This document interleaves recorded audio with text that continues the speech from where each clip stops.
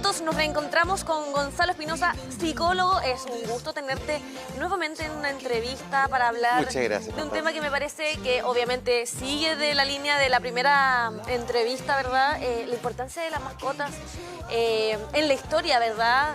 Hemos ido entregando como algunos tips importantes de lo que han sido los gatos, por ejemplo, en Egipto, ¿verdad? En el cristianismo.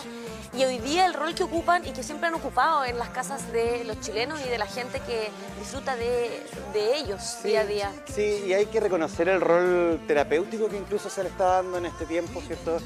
Tenemos la posibilidad de contar ya con la certificación de mascotas que son de compañía, no solamente los perros guías que desde hace mucho tiempo han estado acompañando a las personas ciegas a desplazarse por una ciudad que no les apta a las personas con algún tipo de discapacidad.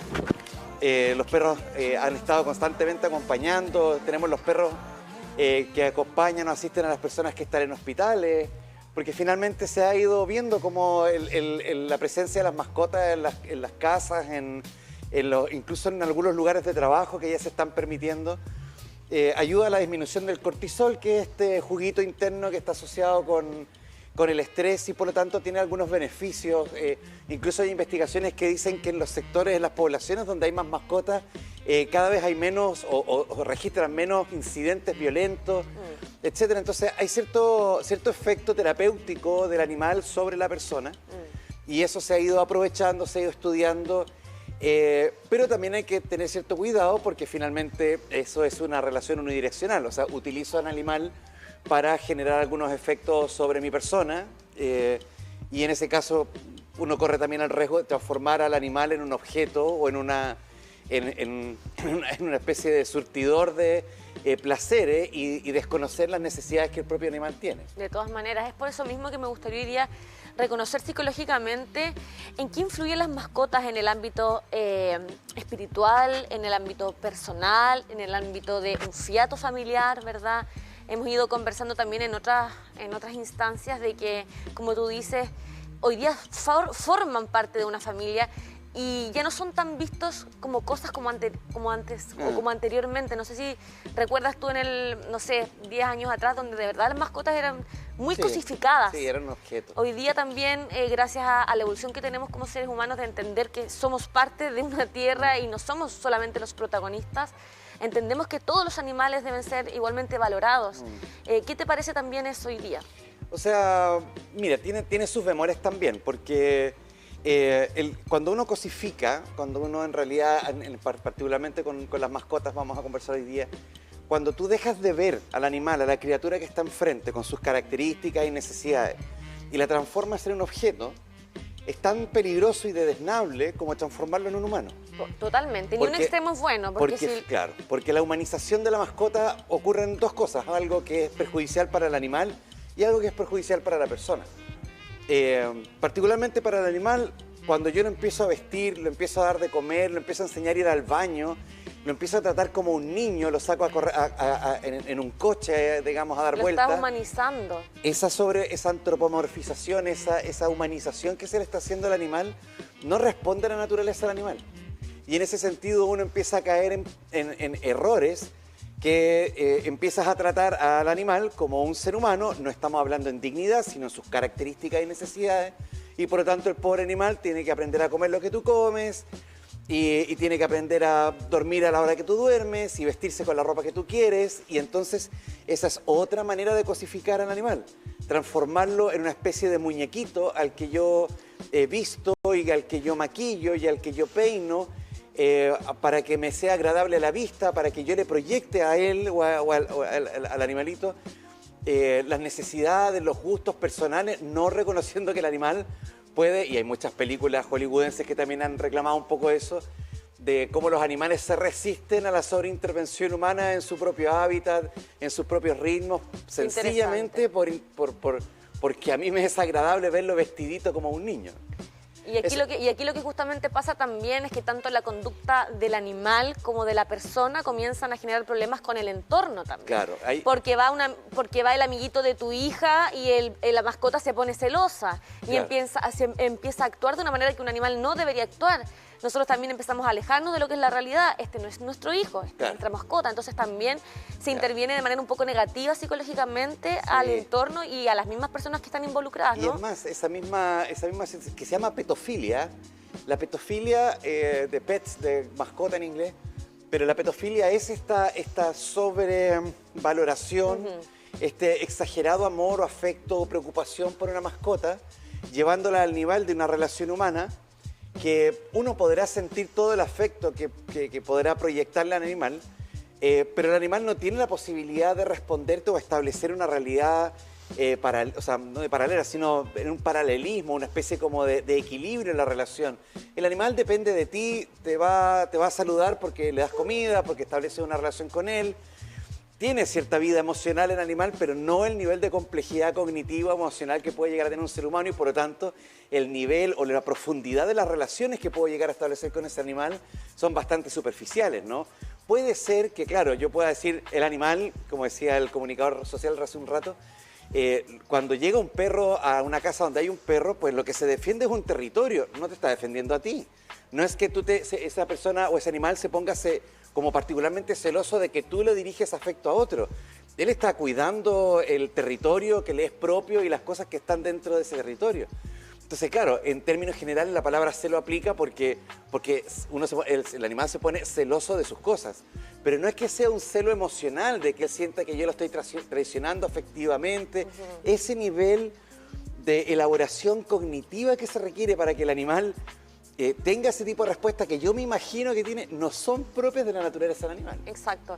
Y también si nos vamos al otro extremo, como también lo mencionábamos, el cosificar y el tener un animal simplemente como un agregado, porque hay que tenerlo y lo queremos porque nos gusta cuando pequeños y después cuando ya son grandes nos olvidamos del animal, lo maltratamos, lo dejamos de lado, ¿verdad? Lo tenemos en pésimas condiciones. Eso también es algo absolutamente negativo que también hace que psicológicamente nuestra familia y nuestros niños, etcétera, también les pueda ir mal psicológicamente al ver un animal así.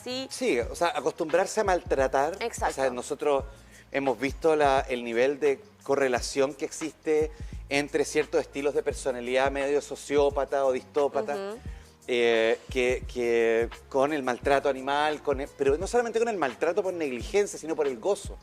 El gusto de agredir al animal, como eso también, no en todos los casos, pero sí tiene una correlación con la posibilidad de disfrutar del sufrimiento en otros humanos.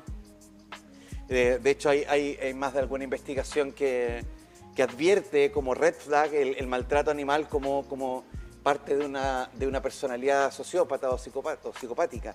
Entonces, claro, el que nosotros acostumbremos a las personas, a los niños y niñas que están en una casa, a ser negligentes en el cuidado y el afecto que se tiene a un animal del cual eres responsable, de alguna manera de muchas maneras impacta directamente en la construcción de lo que para ese niño o niña significa cuidar a alguien. Y entonces esa negligencia que estoy mostrando con el animal perfectamente se puede aplicar después a un ser humano. Porque he entendido que las relaciones de cuidado son así. En el minuto en que me molestas, te desecho.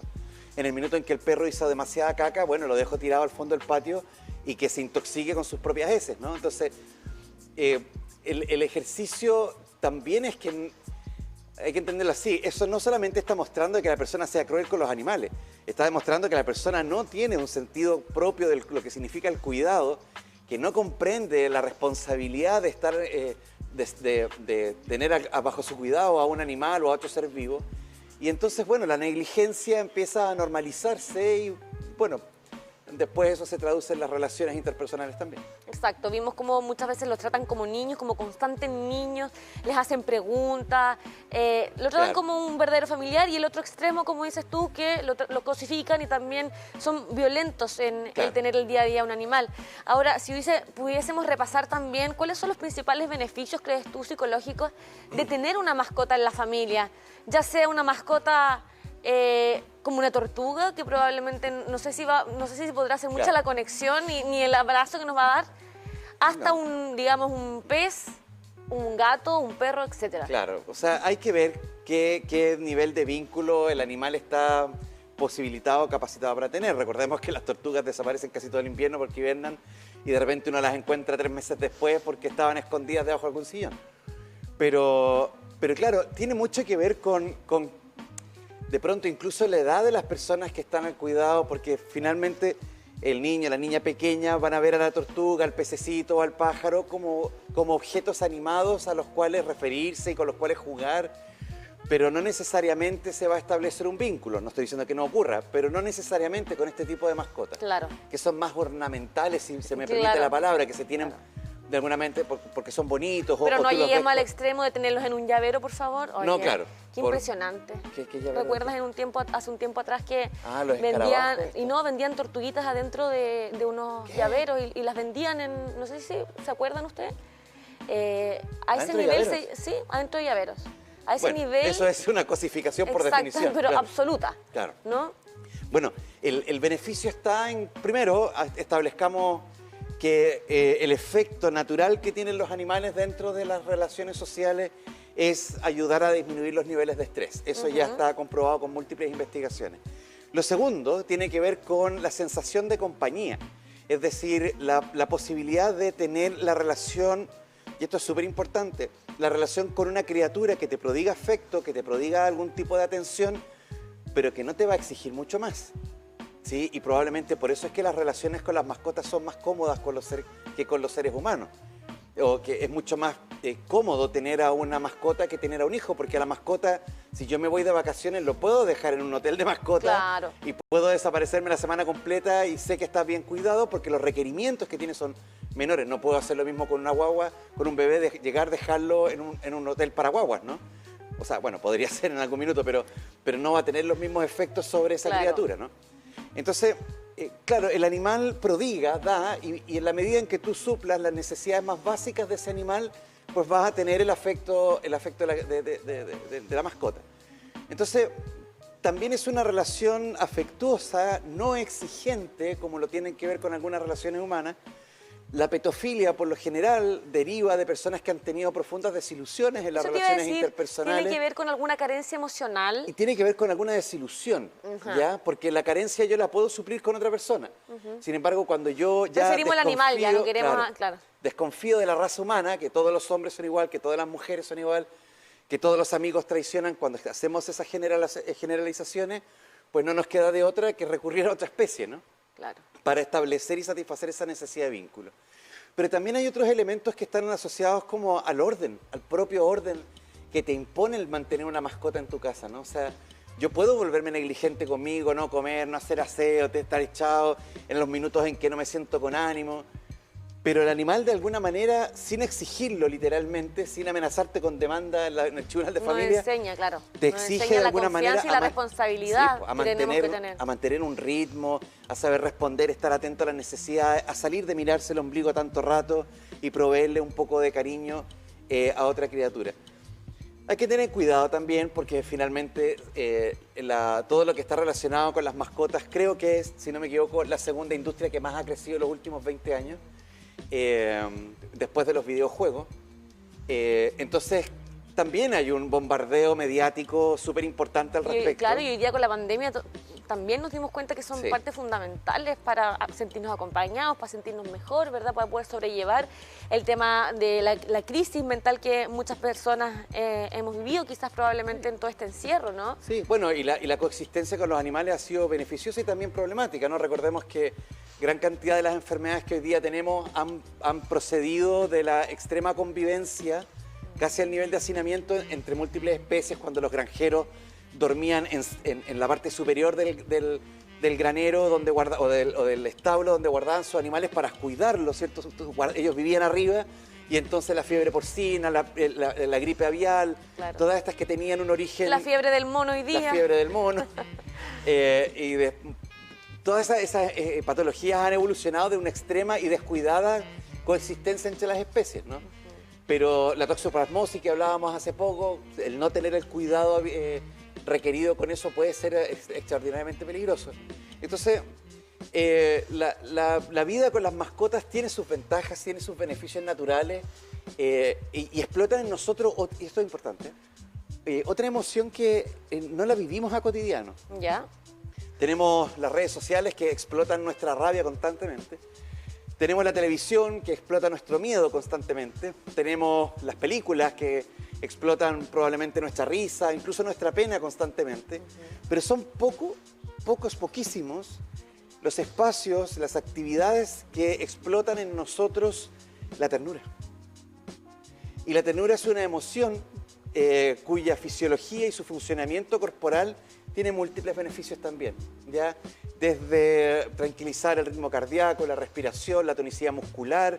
La ternura tiene esta disposición de la cabecita inclinada, la respiración suave, el tono muscular distendido. Entonces, cuando entro en la ternura, toda esa disposición física empieza a generar los efectos en mí.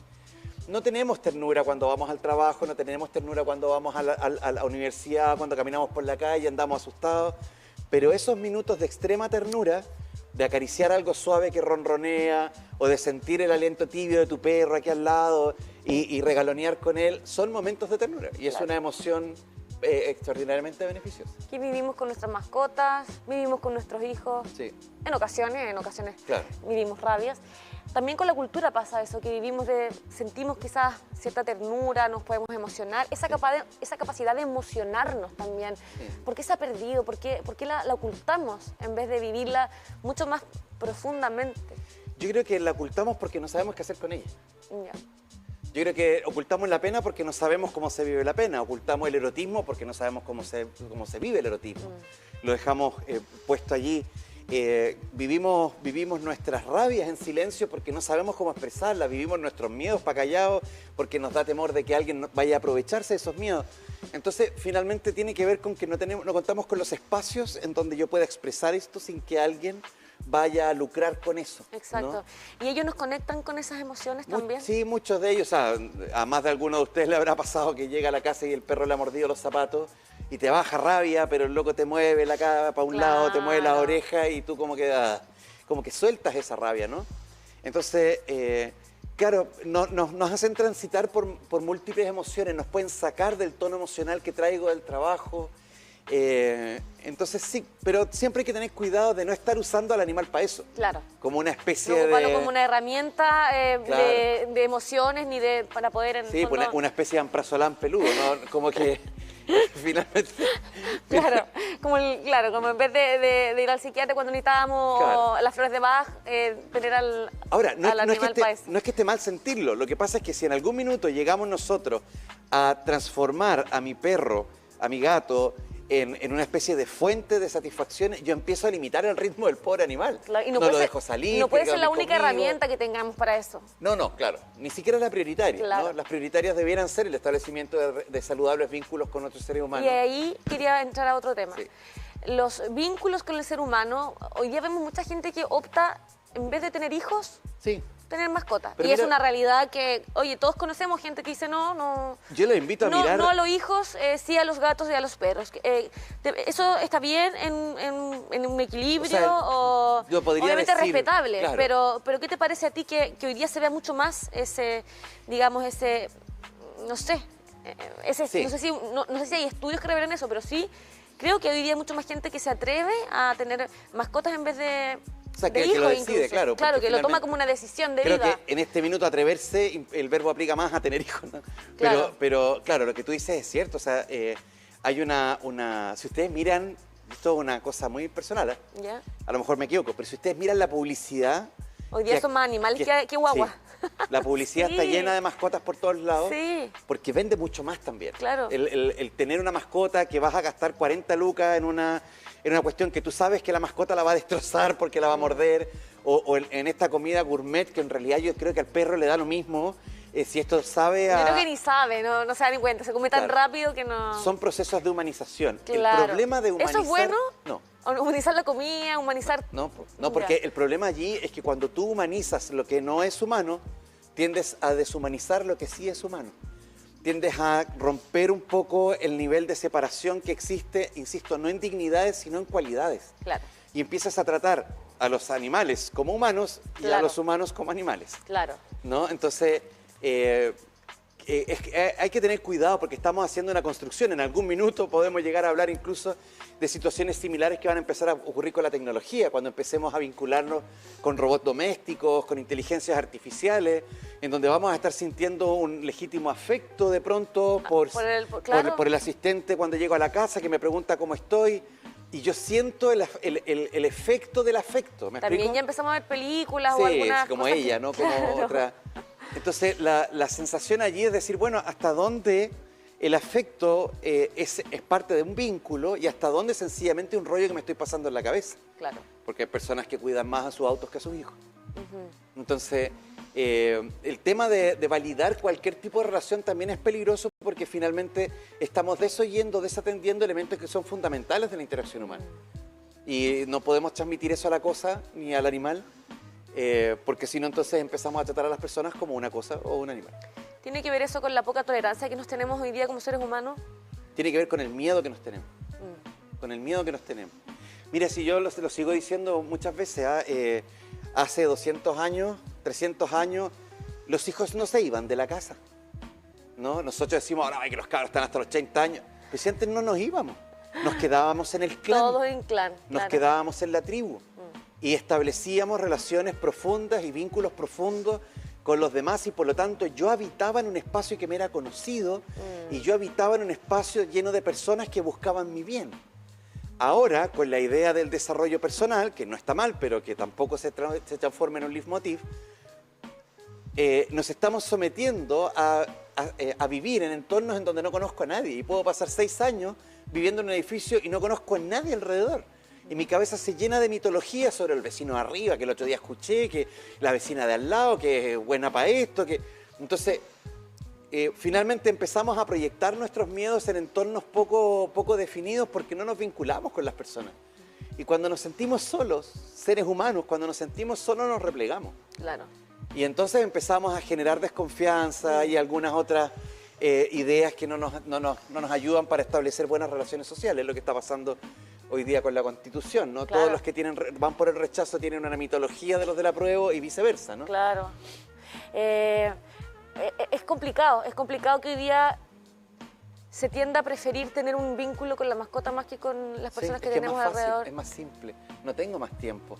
Si yo no le escribo un texto en la mañana a mi gato porque no lo saludé, el gato no me va a sacar el cariño, no me va a mandar. ¿Y por qué no me escribiste?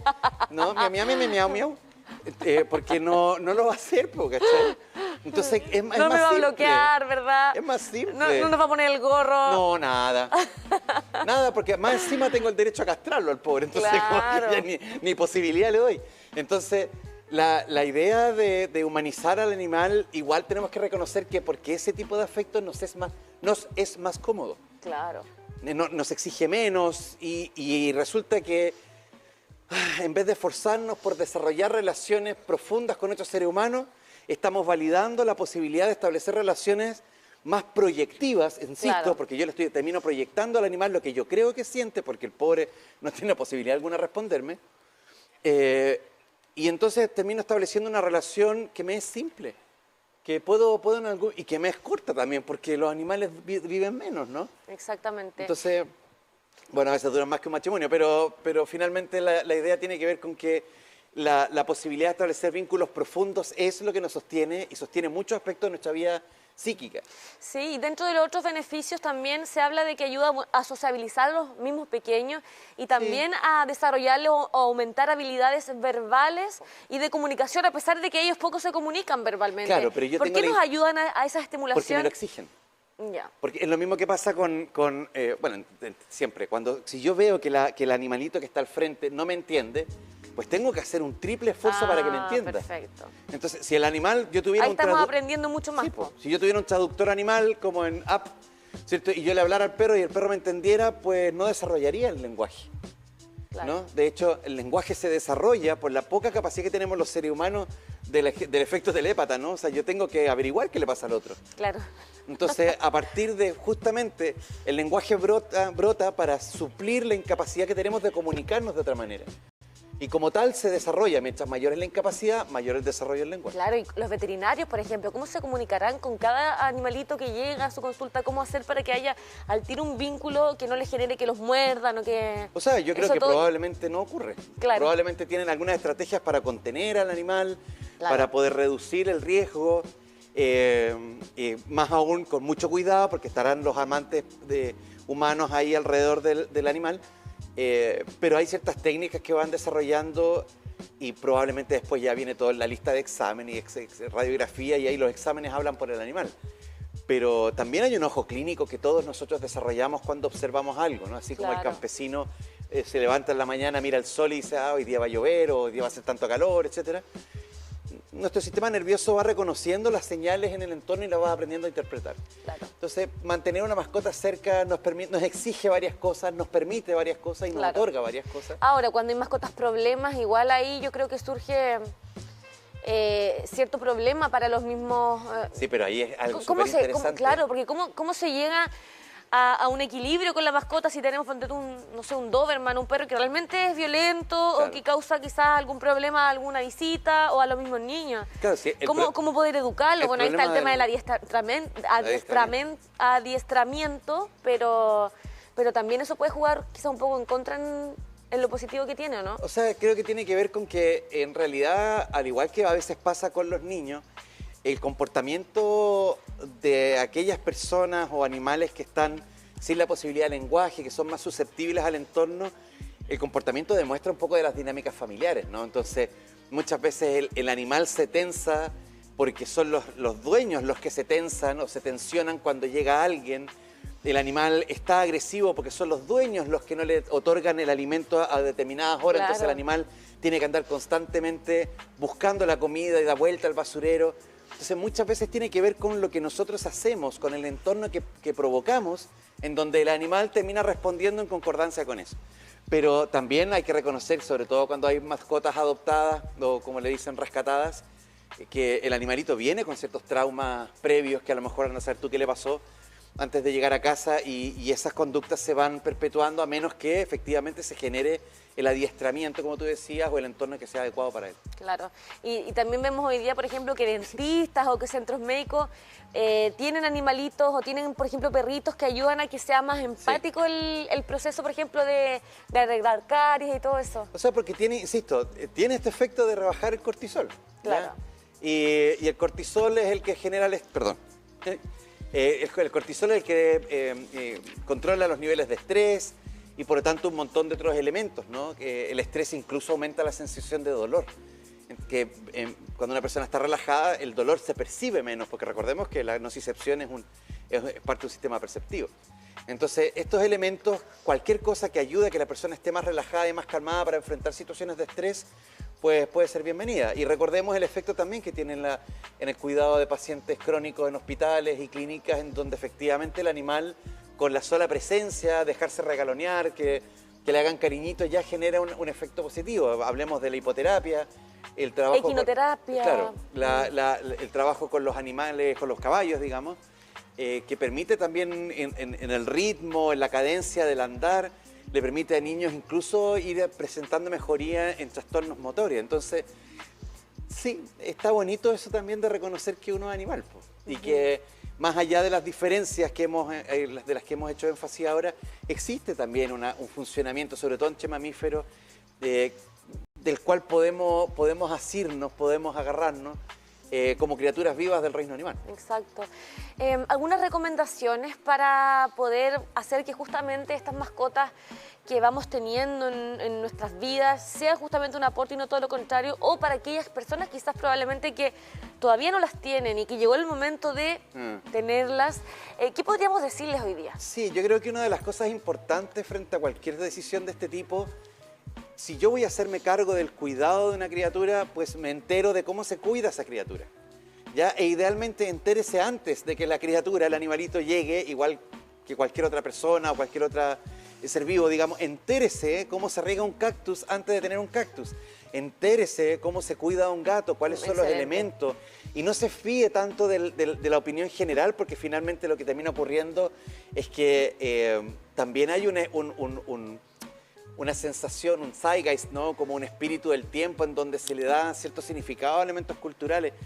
O sea, yo entiendo imagínate, si estamos aquí objetando que los gatos no se transformen en personas, me imagino el desespero que tiene que haber habido cuando a los gatos se le consideraban dioses. O sea, si ya la humanización del animal es complicada, la divinización es complicada en sí misma, más allá de los intereses particulares que una fe tenga.